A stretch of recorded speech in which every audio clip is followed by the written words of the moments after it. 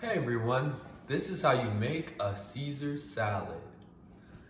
First, you chop up your romaine lettuce and put it into a bowl, preferably.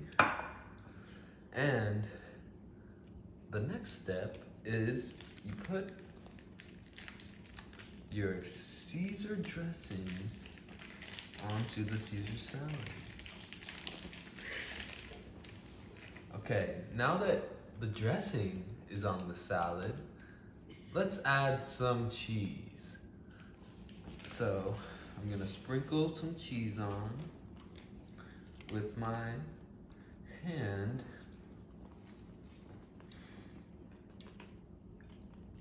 Okay, now that there is dressing and cheese, you could put croutons on the salad if you like croutons.